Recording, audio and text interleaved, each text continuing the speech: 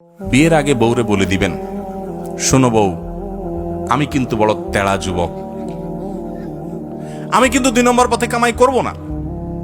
অতএব অন্য মানুষদের বউদের মতো সকাল বিকাল শাড়ি পাল্টাবা আর 3 পিস পাল্টাবা, মার্কেটে যায় কেনার পরে বলবা শুধু কার্ডের ঘষা দেন আর বিল দেওয়া হয়ে যাবে, এগুলো কিন্তু আমার দ্বারা হবে না।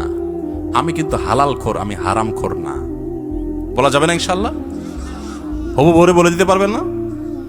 বেশিরভাগ ক্ষেত্রে দেখবেন ওই মেয়ে বলবে, আব্বু না, সমস্যা আছে ছেলের, কারণ তার দরকার কি? একটা চোর। তার দরকার একটা চোর, তার দরকার একটা ঘুষখোর, তার দরকার একটা দুর্নীতিবাজ, তার দরকার একটা টিন চোর, তার দরকার একটা গম চোর। সে সৎ মানুষ পছন্দ। আপনি সাথে সাথে সেজদা পড়ে যাবেন, যাক একটা চোর প্রিয় মানুষ থেকে আল্লাহ আমাকে মুক্তি দিছে। একটা সৎ মানুষ খুঁজবেন, চেষ্টা করা যাবে না ইনশাআল্লাহ? অসৎ হওয়ার জন্য যোগ্যতা লাগে না, অসৎ হওয়ার জন্য যোগ্যতা, চোর হওয়ার জন্য যোগ্যতা লাগে না, সৎ হওয়ার জন্য যোগ্যতা লাগে। সৎ হওয়ার জন্য মেরুদণ্ড শক্ত থাকতে হয়, হিম্মত থাকতে হয়, সৎসাহস থাকতে হয়।